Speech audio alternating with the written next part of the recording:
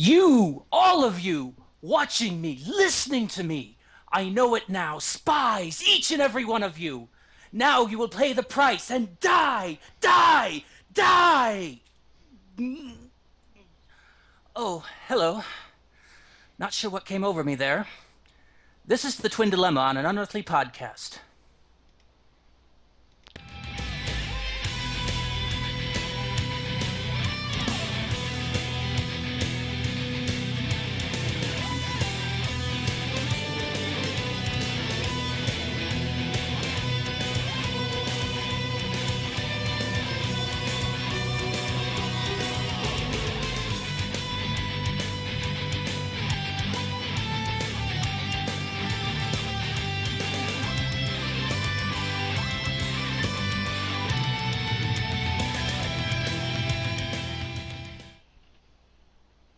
Okay.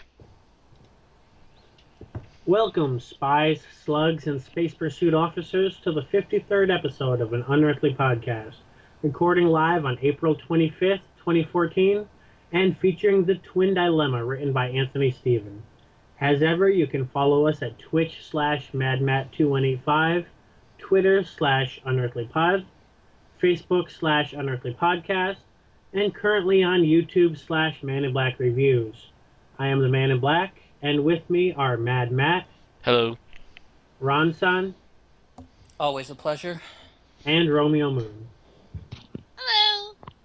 Thankfully, with our news, we have no lost stories this week. But I think at this point we can introduce Award of the Doctor, this week brought to us by the Hugo Awards. Hugo, you're an ugly dummy. Some people will Hugo get that Awards, reference. sci-fi greatness for 100 years or more.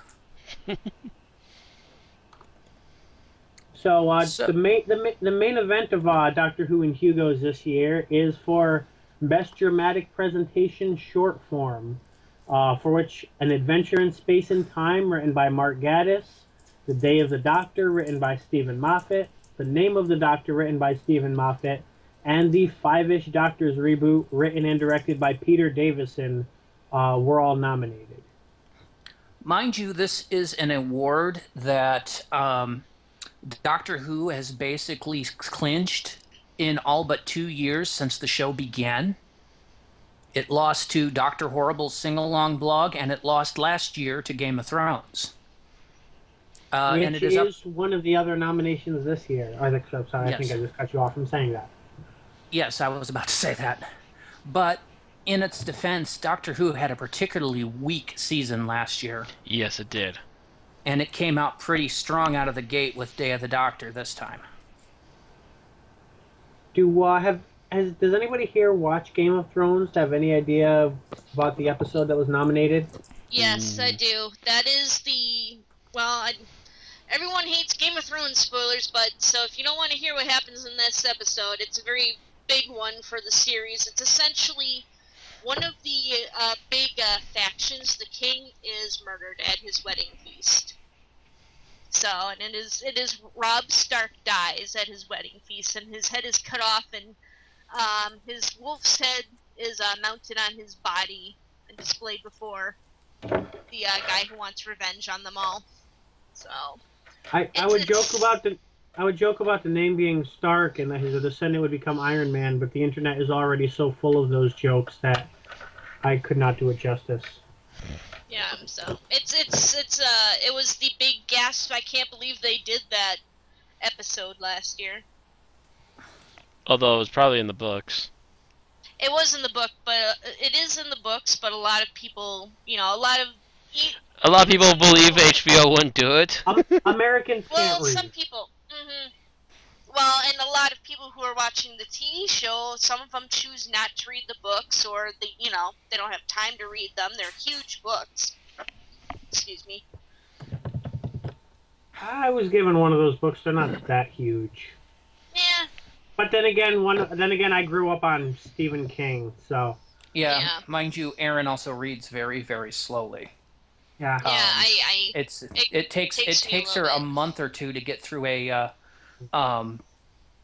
Dresden File. A Dresden Files novel. Thank you. Yes. Whereas two of my favorite books are It and The Stand. Mm-hmm. I love the Gunslinger. That's a Gunslinger was pretty short awesome. one, I think. Though. It is fairly short, but it was a very awesome story, and I have most of the rest of the collection. I can't deal with it. I was exposed to Stephen King's It at the same time I was exposed to Greatest Show in the Galaxy and Poltergeist. Wow, Between all I'm three of amazed them, they I had didn't a throw fear of killer clowns from for outer 6 space months. at you. Jesus, they threw everything else at you. I had a fear of clowns for 6 months. 6 months. Can't sleep, got clowns over will eat me. Can't sleep, clowns will eat me. Kind of thing, yeah. Um, for those looking to compare at home, the previous winners going backwards, starting with the year before last, since we mentioned last year's Game of Thrones, were The Doctor's Wife, written by Neil Gaiman, Great episode. The Pandorica Open / The Big Bang, written by Stephen Moffat, Waters of Mars, written by Russell T Davies, Also, Dr. Horrible's Sing Along Blog written by Joss Whedon, kind of a Blink, must-see. Blink, written by Stephen Moffat, One of The Girl Moffat's in, good ones. The Girl in the Fireplace, written by Stephen Moffat, Another of his good ones. and Good the ones, empty but not as good as Blink. and the Empty Child. What's this? And Doctor Dances. And the Doctor Dances, written by Stephen Moffat.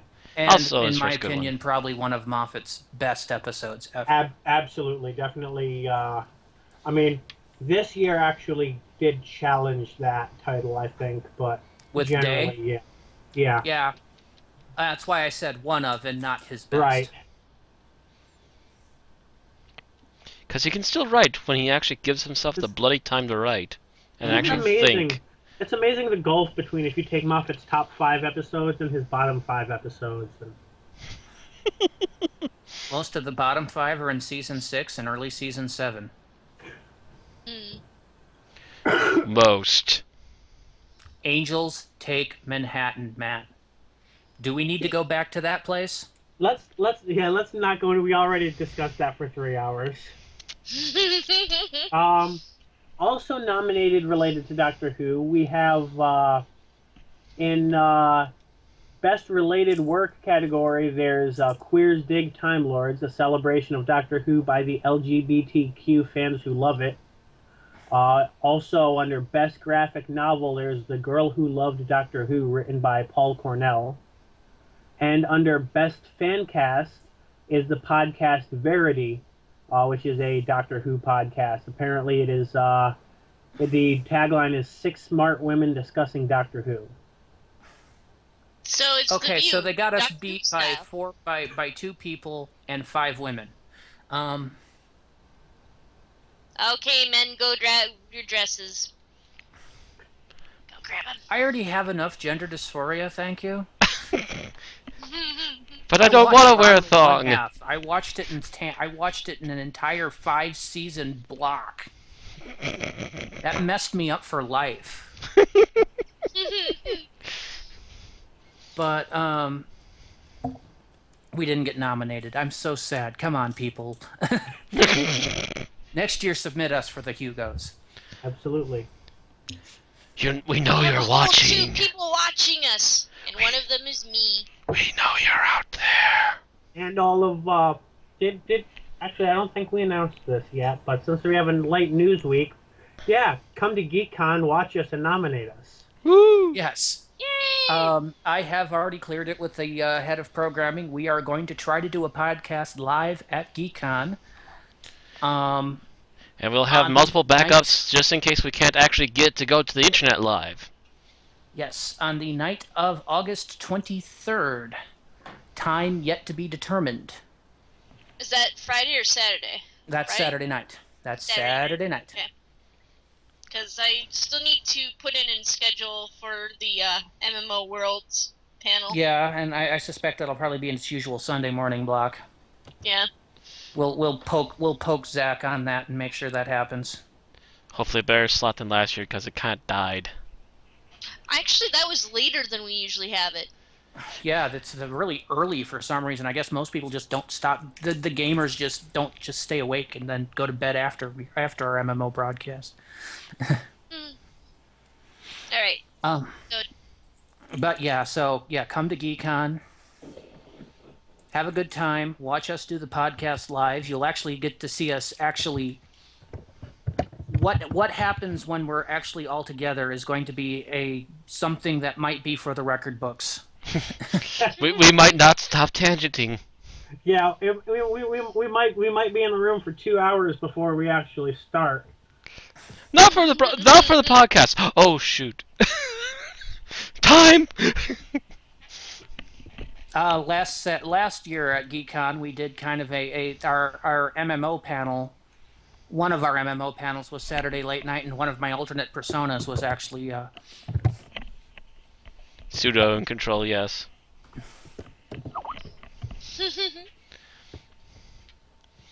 Blip blurp. So who knows what'll happen this time? Yep. I may channel the Doctor. We don't know.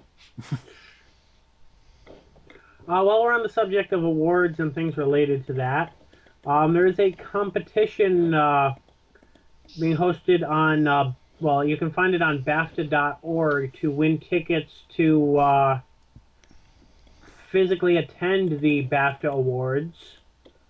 Not sure if there's really a better link that we can give audibly. You have the link, right, Matt? The one that you just sent? Not the one I just sent. The one, let me resend it now just so you have it. The one I just sent now.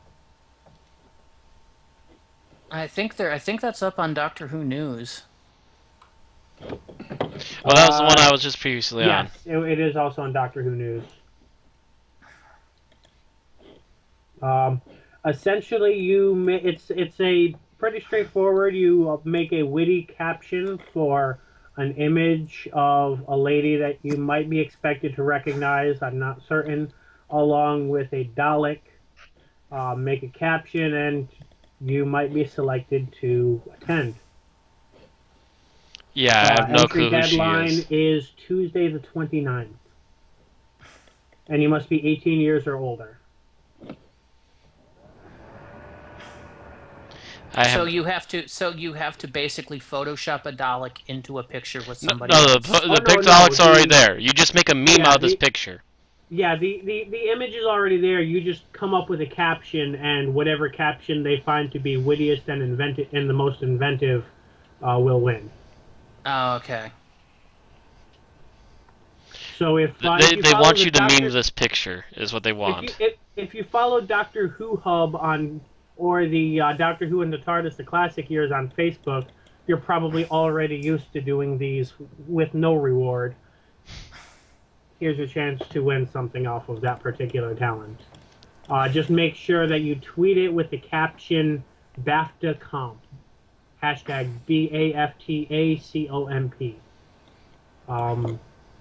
I'm not certain if you're tweeting in the direction of a particular account. If so, they don't say that. So I think you just need the hashtag. Yeah, they're probably just doing a search for hashtag. There's also a comment section below of the BAFTA.org article where you can post as well. So there are a lot of people entering this, and somebody will win. Okay. It probably won't be us. Yeah. Yeah. And our last bit of news is, should have had this open, but this is our we've talked a bit about the new 10th and 11th Doctor comic lines that are starting up. The 10th Doctor's new companion has been introduced. I believe they give a name, don't they? I'm trying to find the name here. But she is a Hispanic woman who otherwise seems to pretty much meet the description of what Rose is kind of like in the first episode, although I'm sure there are different twists in terms of the working class person trying to break out. Her name is Gabriela Gonzalez. There we go. Okay, you found it. I was going to say it. Yeah, okay. And this, I believe it is set, yes, it is set between Journey's End and the next Doctor, I believe. Or at least after Journey's End. It might be somewhere else. It's somewhere in the fourth specials era. Yeah. So it could be prior to Waters of Mars. It could be after the Waters of Mars. It's when he's wandering around all depressed after Donna. He had to do what he did to Donna. Mm-hmm. And yeah, it mentions the fact that that's also where Day of the Doctor happens. Although we actually know Day of the Doctor took place between Waters of Mars and End of Time, because he actually talks about his attempt to run away there.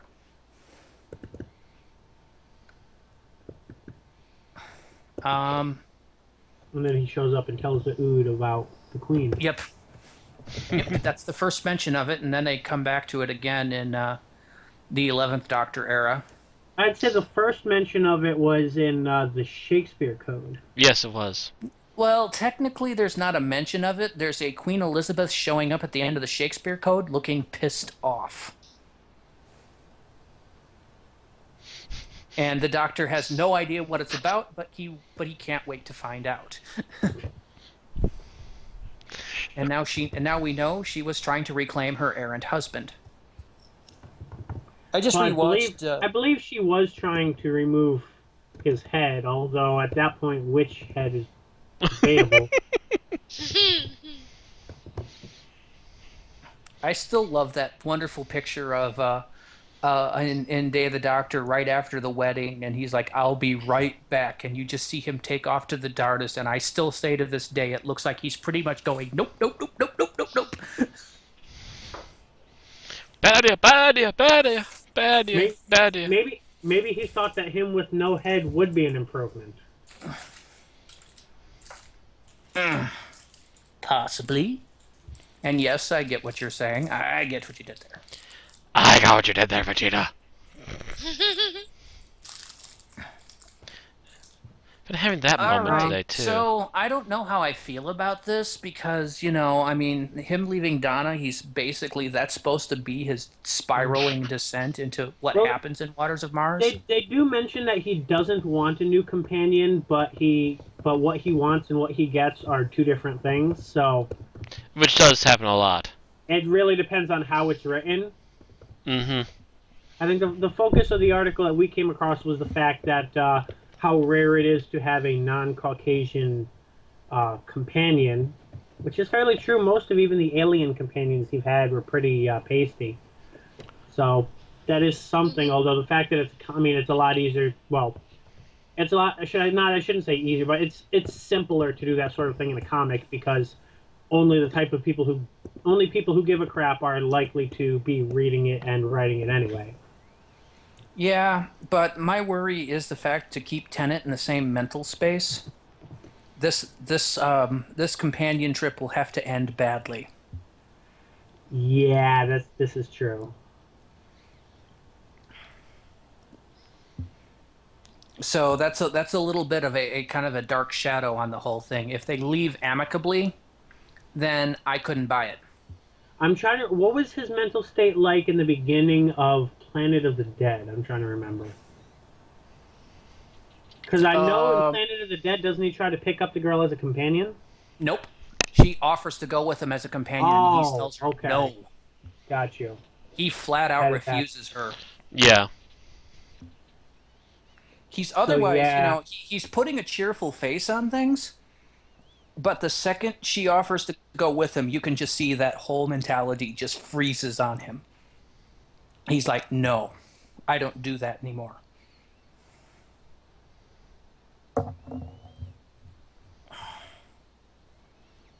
Because it's obvious that he does not want another life on his conscience.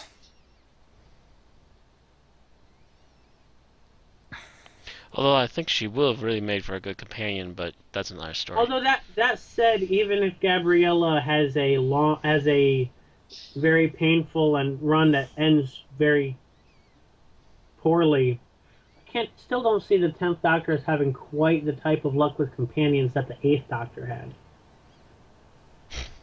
True.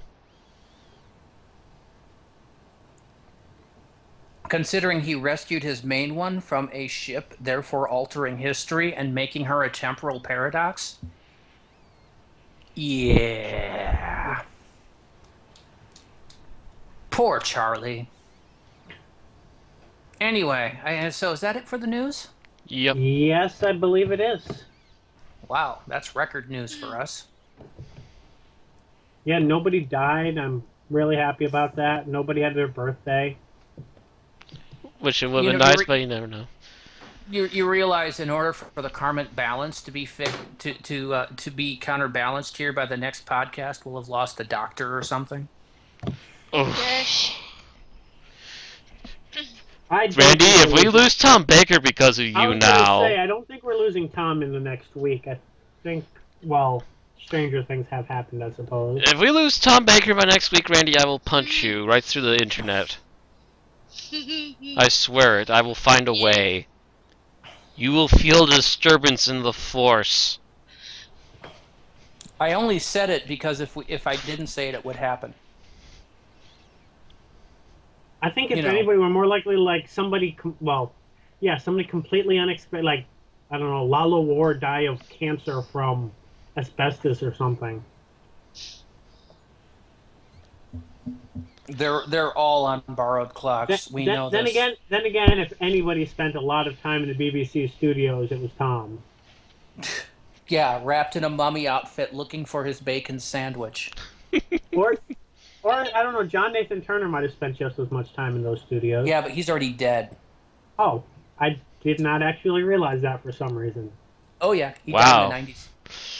Yeah, Bill. He's been gone for a while now. Maybe it's just because like stories about his tenure are still like coming out. Because he had such an epically long, horrible tenure. Robert Holmes is dead. I think JNT died of AIDS. I could be wrong. Trying to think who else had as long a... Oh, never mind. Nicholas Courtney's obviously very dead. Benton. Actually, no. He made it to 2002. He almost made it to the new Doctor Who. Makes me wonder if he'd been still alive in 2003, if he would have been... if he would have been petitioning to be the producer again. What would have happened if they'd actually made him the producer? How would the show turn out like then? It wouldn't have lasted as long. Yeah, he died of liver failure, actually. If he was still alive in 2006, would they have based the Absorbaloff off of him instead?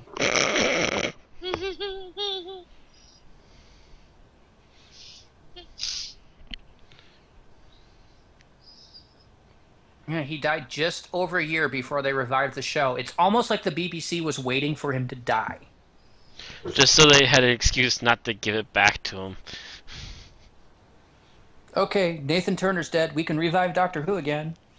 Okay, pull out the paddles. Here's the ball. Run with it. Beep. Boop, boop, boop. It's alive! Anywho.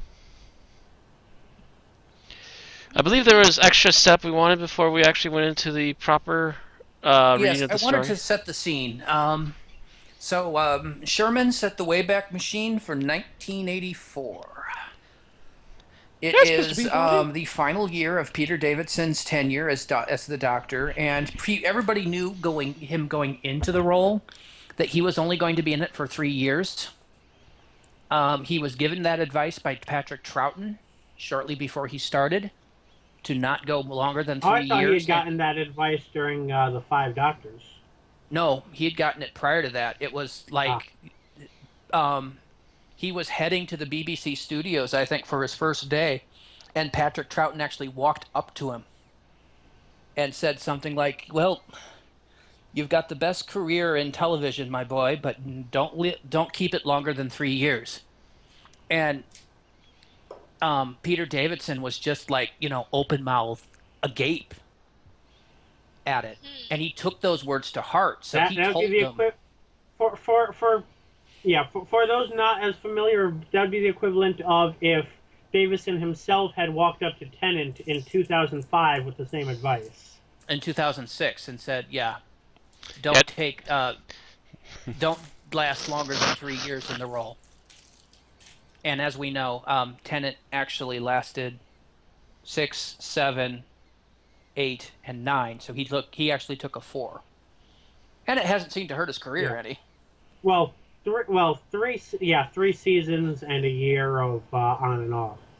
Yep. Yep. But yeah, it doesn't seem to hurt his career any, if Broadchurch is anything to go by. But Mm-hmm. Davidson took these words to heart. So he knew, John Nathan Turner knew in the '85 season that Peter Davidson would be leaving the following year. So he was already keeping his eyes open for the person he would want to make the next Doctor. At a 20th anniversary party, which was going on about the same time, or was it somebody's birthday party? One or the other. It was about the same time Arc of Infinity was actually being filmed. Um, they wound up without any entertainment for the guests, and Colin Baker, who had been invited to the party since he was in Arc of Infinity, stepped up and immediately started entertaining the guests, just completely ad-libbing off the bat. Um, so Nathan Turner's, as soon as he has to start casting, he thinks back to this and goes, "That's the man I want." So he calls up and he pretty much hires him on the spot without even so much as a audition for the role. Um, he gets Which, he gets the green light, and Peter Davidson goes into his last year and makes arguably one of the best episodes of Doctor Who in the classic era, being Caves of Androzani. I believe you mentioned earlier that it actually tops several polls as being the best. Yes, yes, it has. I'm sure that particular slot is fought over by Genesis of the Daleks at times. Oh, probably But Genesis and Daleks, and probably also the Dalek invasion of Earth. Probably fights for yes, that vibe too. yes, but so it's arguably the best episode of Doctor Who ever made. And then he decides that instead of what they normally do with Doctor Who, which is give that a season break after the regeneration, he decides that he wanted to introduce this new Doctor now, and schedules the episode his pilot episode to immediately follow Caves of Androzani, and be the season finale. Thus, we get the twin dilemma, And the um, problems are even bigger for that too, by the way, which because is arguably one of the worst episodes of Doctor Who. hmm So, who's doing the summary?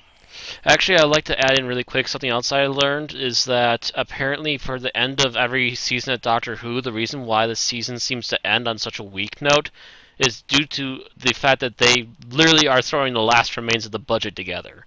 So Hmm. this episode already had no money to go on. And Caves of Androzani probably broke the budget bank as it was. Yes. So that's already a huge crippling hit on this episode. Mm-hmm. um, do we know anything about Russell T Davies' auditioning process? Because I know that Colin was the first Doctor not to need an audition. I know that John Hurt, I do not believe, was required to audition for his uh, particular part. I don't know about either of those that Russell took on. Don't know if Tennant had to, but Russell had worked with him in depth before on Casanova. Yeah. I do believe Eccleston had to audition. Yeah, I think they did auditions when they finally decided to go with Eccleston, but also Gotcha. Russell T probably also had some bias to him because, again, they both had worked together and they've done good stuff Mm. together. Yeah, a lot of it seems with I've worked with him before. He's good. We'll hire him. I'm not sure what the decision was behind Matt Smith, and I'm not I still sure think Billy what their Piper recommended him. and I'm not sure what the behind the scenes work is on Capaldi. Whether they had to actually come forth and audition, or if they just said we'll go with him. Actually, I believe there was actually auditions before Matt Smith was picked, and Capaldi was among them. I And think, I he think actually found out from Capaldi that he was also auditioning when Matt actually won. Okay, I'm not sure if he. I know in terms of the one he did end up getting the 12th, I'm pretty sure Capaldi had mentioned at some point that he pretty much got a phone call saying, do you want to be the next Doctor type of deal. Like they made a decision and then called him, offering him the job. So I didn't know if he had auditioned before that or not. So yeah, he had auditioned before, so they already knew what he would work like, and so they're already going, Okay. you know what, he was our second up, and he's still available, go. Okay. So technically he auditioned, just not for that particular for the previous Doctor, not the current one. Yes. Another thing that JNT wanted to do was make the new Doctor as opposite of the old Doctor as possible. Which is Um, funny because if Davison was supposed to be as different from Baker as possible, then they should have just casted. Well, they did cast a Baker, but should have just mhm. casted Tom again. And I'm thinking that's what JNT was looking for, was a Tom Baker that he could control. But he didn't go about it the right way. I think we should probably do the summary at this point. Mm-hmm. So who's doing I, it? I, I have no problem with stalling the summary as long as possible. Why? Because you don't want to do it? This is the part where I botched trying to tell a linear story.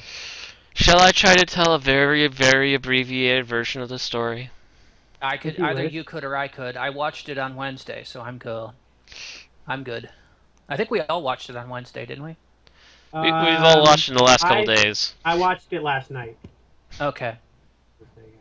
I know I watched it on Wednesday, and I think Aaron watched it on Wednesday, Mhm. and I'm not sure when Matt watched it. I Actually, watched it I watched it on yesterday. Thursday, and then Thursday night I watched the various reviews of done by Diamanda Hagen, Nash Bozard, and Chuck at SF Debris. I watched it yesterday, shortly followed thereafter by the Nash and SF Debris reviews of it.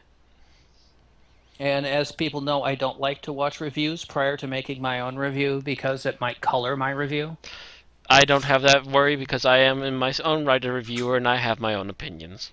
Yeah, see, Yeah. I like to watch multiple things just in case I missed anything that I can put my own spin on. Mhm. Mm. Yeah. If anything, that, yeah. But for the most part, I am a very self-opinionated person when it comes to the visual medium, and I do not feel that I am colored by watching other things. Mm. That being said, rock, paper, scissors? Not me, not me. Okay, so Aaron's out. Aaron's out, Bill's Bill, out. by the sound of it, doesn't like to do it. One of you think of a number between 1 and 10. 6. You're not supposed to You're tell not us. supposed to tell us. Oh, Bill! I thought you know we're supposed to guess what you were thinking. No, one of you think of a number between 1 and 10. Matt and I will try to guess it. Whichever one's Oh, closest will actually do the review. how about Aaron comes up with a number now because I just made a fool of myself. Yeah, It's the... that's okay. I just came up with one. All Alright, right, you... so Matt, what do you say? 4. Yeah. I will say 3.14159.265. Actually, Matt wins. Woo! My Okay, number you was get to do the 8. review, Matt. Whoever wins, we both lose. Alrighty, so the very abbreviated version. After the events of Case Androzani, Colin Baker is the new Doctor. The new Doctor is, shall we say, very negative upon his previous self and overly joyous at his new incarnation, if not somewhat bit loopy. He starts parading around the TARDIS council room, just going on about how horrible the previous Doctor was, and how wonderful he is, and how wonderful his new hair, his nose, and how he needs to change his new outfit and all this other stuff. So eventually, this all leads, of course, going into the changing room. I think this is the second version we've seen, maybe? Actually, no, I At think this is the least. first... At least the second version. Yeah. If You're saying not of the the, third or changing fourth. room? Oh, you're saying of the wardrobe room itself, or I of the I'm thinking dress of the room? wardrobe It's room at itself, and least actually, the it third might or be... the second or third version that we've seen of this one. Yeah, Of the actually, it would have been the TARDIS wardrobe. second, technically, because I would assume that where not Tennant, where Peter Davison found his was probably in or near the wardrobe room itself as well. But what we The never actually cricket saw room. it was hanging out on a coat rack. Yeah. And I think we did actually see previous things that may have come in or near the changing room as well, but that's another story. So this is one of the first few times we actually get a long shot in it, I think, though. But so the Doctor goes in there, he starts trying to pick out an outfit, and as he's trying to go through all these outfits, he starts to have another mental breakdown. where he just starts rambling and then starts cackling like a giddy, psychotic man and kind of halfway collapses in the coat rack. Obviously, this has thrown off Perry hugely because she was originally traveling with this really nice, calm guy, and now this psychotic maniac is kind of running things now, and he definitely is obviously not all there. At the same time, we have the twins, mentioned in the title, the Twin Dilemma, who are apparently huge mathematicians who also, much like Adric, could use their math to change the course of reality because they're so knowledgeable in math and such, I guess. Um, they are going about their daily routines. They're going through more math problems when a old man suddenly appears before them and essentially slips them a roofie that he just attaches to their arms, and they're instantly drugged and have temporary amnesia. Good Um, reference, calling it a roofie. I'm thinking maybe one of the reviewers said that, but I can't remember for sure. But Yeah, yeah, I think it was Nash. yeah, I'm thinking it might have been Nash. Me and Nash, we was mesh on that. track. He slipped, but yeah, he slipped him a roofie. It's yeah, but he pulled a fast one, and he gets the kids to teleport back with him. They take him off to another planet, and the father of the kids reports in their disappearance. They managed, apparently going to the space police. At least that's what most people tend to call them. I mean, they're blue outfits with giant stars on their chests. What else are they? Well, they're police in space. They have a specific other name than that, but that's what they are. But Yeah. that's what most people remember We're them as. cops. We're Cops cops in in space. They're Knights of the Round. Oh, Oh wait, that's another story. Never mind. That's the King's Demons. Never mind. Never mind. Shh. Um, but the space police then go after the twins, only to be destroyed over when they approach the planet that they're being hidden on. The doctor, still having mental issues, continues to work at the council until Perry shows up in her new outfit temporarily. To which the doctor takes her nickname and goes, those were like evil fairies from mythology, and that's what you are, evil, and starts chasing her around the council room. Finally gets his hands on her and starts to strangle her until she puts a mirror in his face and he starts wincing away and going cuckoo again. A few seconds later, he's finally recovered, and he doesn't believe her when she keeps telling him that he tried to attack her. He then figures out a little while there that he should probably do something to try and calm his nerves and clean out his senses again, to which he plans to become a hermit. And he's going to have Perry become his first main student in this step. Although I have to also agree with SF Debris that why is he causing more pain when he should be already apologizing massively for everything that he's going through right now. But we'll cover that later. Upon landing on a planet and having a look outside, they realize that there's a crashed ship, one of the space police ships. They go outside to investigate, and they actually do find a police officer. They bring him back in. He's semi-conscious, but he's definitely not in a good way. The cliffhanger, I believe, for that particular episode was the doctor being held at gunpoint by the space police officer, but the next episode, like 5 seconds in, he just faints again. They do patch up the officer and put him to bed. They also disarm the gun and hide away the ammo.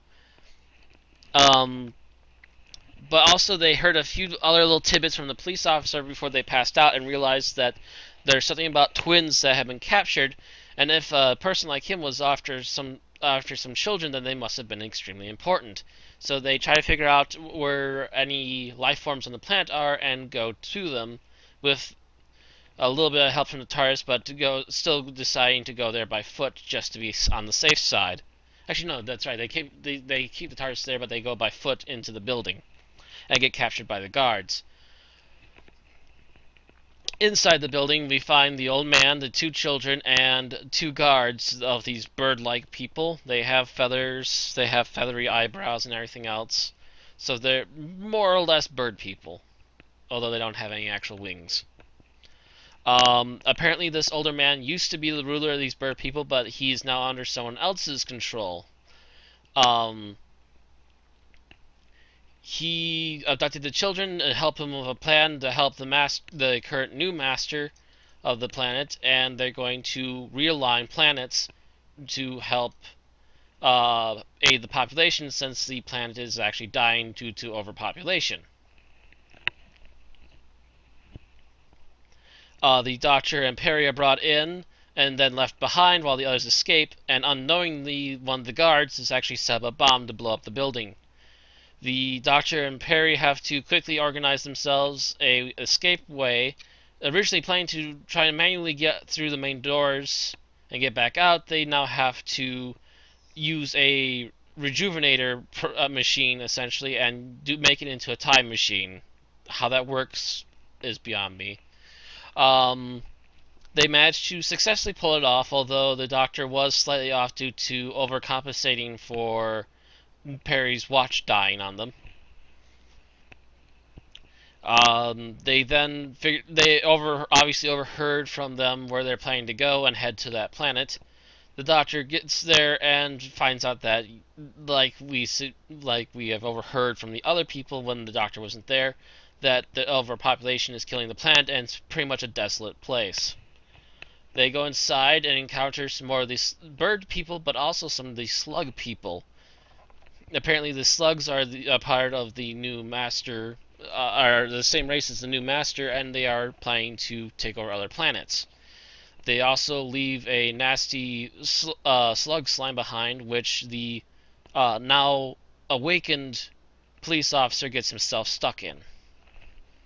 After taking a while, he is finally removed from it, but also rendered unconscious repeatedly throughout the next couple of episodes.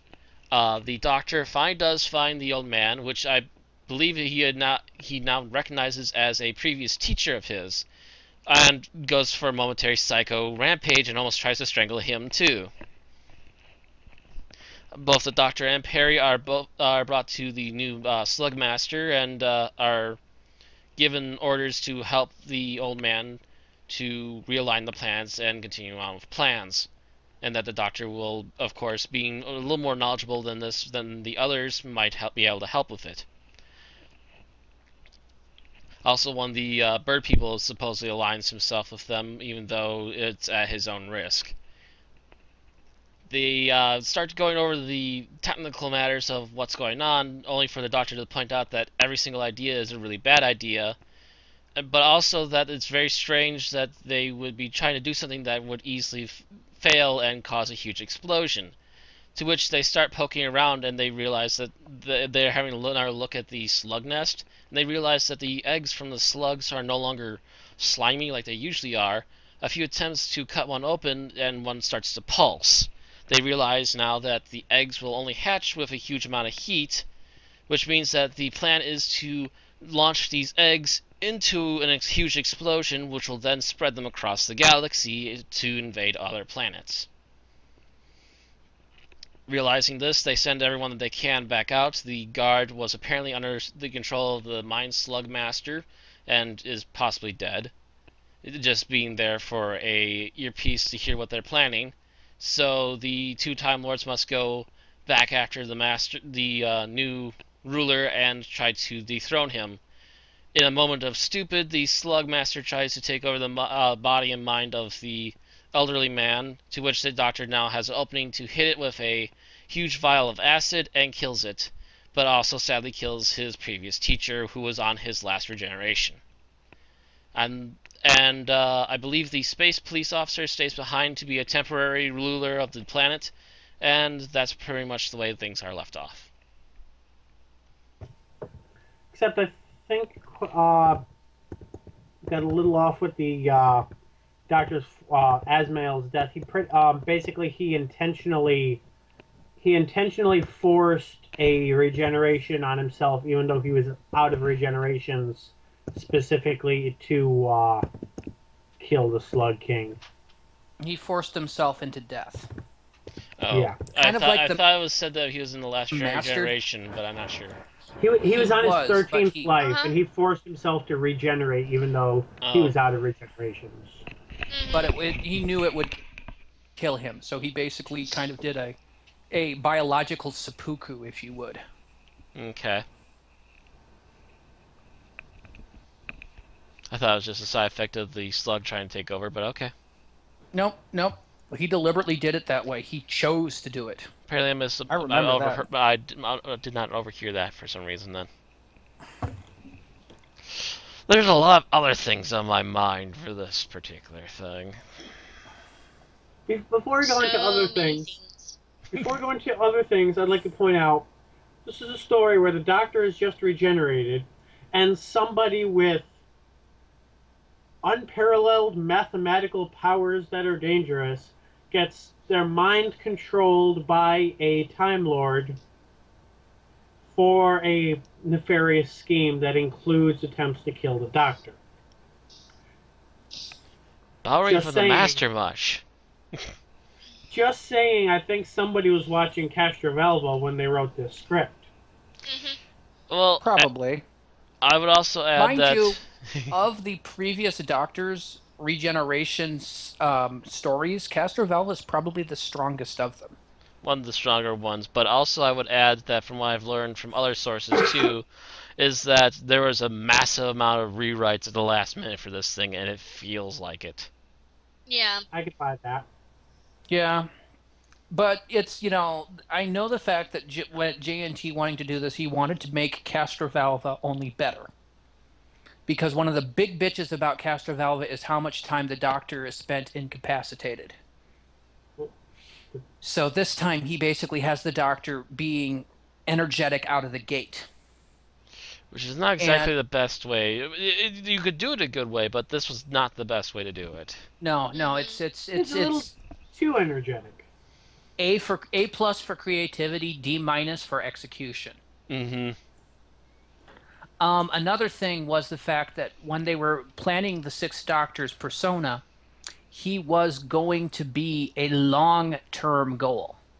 When Colin Baker took the role, he swore, or he asked who held the role the longest, and then when they told him Tom Baker 7 years, he said, "Well, that means I'll at least have to have the role as long, or I'll at least have to have the role another 7 years then, so I can have it longer than Tom." So he was already planning to be the Doctor through the rest of the 1980s. Which also Um, shows his ego a little bit too, but we've constantly seen him in Was his trolley ego. was he? I was gonna say, was he troll facing at the time? I don't think so, because that was the thing. John Nathan Turner had this long term was that every season, a little more of this dour dislikability would be peeled away until we got to a more compassionate, caring Doctor. Until we This actually, yeah. we see a little bit of that in Revelation of the Daleks, where he opens up a little more. But they never got to really do much with it, and I think planning on that long term of a goal was another mistake. Yeah, it was a little too long. People weren't going to wait that Because, long for it. yeah, and as we saw, shit happens. Um, the bit I said there is actually from a, I think, 2003 interview with Colin Baker. He mentions that was the plan. Um, but it never happened, so it's all kind of colloquial now. All water under the bridge, as they say. Yep. So let's start dealing with this section by section. So let's start with the beginning of the episode, where we've got Colin Baker prancing around in Peter Davidson's outfit, which apparently they had to add a little fabric to the trousers to make Colin Baker fit in. Now, I haven't watched probably as much '80s Doctor Who as I could have, but I'm a little surprised. Most of what I've seen in this era seems to have the cliffhanger of the previous episode play before the credits. Now, is that not happen between stories normally? Is that why it didn't happen here, or am I just or had it stopped happening by this point? I think this is right about the time where they started shortening down on it a little bit, I think. Yeah, that was more of a 70s Who thing. Ah, It happened a lot during the Tom Baker era. It happened a lot during the early 80s with Peter Davidson. But by the time later But Pete Anderson, yeah, they were probably getting rid of it as much as possible. yeah, they stopped really doing it. I think we would see a little bit of it in the Sylvester McCoy era, but they really didn't have time then, considering it got shortened down to 3 episodes, so it was only like a couple seconds worth, if anything. Mm-hmm. Like I think Remembrance had one with the Dalek floating up the stairs. Yeah. They only And showed like the last couple that's like one of the seconds. few ones I can remember from the Sylvester McCoy hmm. era. Mostly they didn't do that here. And again, a good chunk of it's also because they're playing around with the format at the time. 'Cause I kind of feel Doctor like Who at least replaying the regeneration bit might have helped into probably this helped, first but I episode, guess they felt especially. they didn't need to do it as it was just the previous week, as opposed to having a season break, which is what should have happened. Although some viewers only watch once a week instead of twice a week. So it have gone from Peter Davison to Colin Baker with no explanation. Possibly. But really, if you were a Doctor Who fan, you would be watching twice a week. But Hmm. they were getting fewer and farther between in this problem, which is why they kept playing around with the format and listing. And of course, this is around the time when they're airing specifically for Doctor Who fans rather than the public, isn't it? A good chunk of it, but remember, this is also the time that videotape had started to come out. So that if you really wanted to watch it, there's no reason you couldn't tape it and watch it at your leisure. Mm-hmm. Yeah.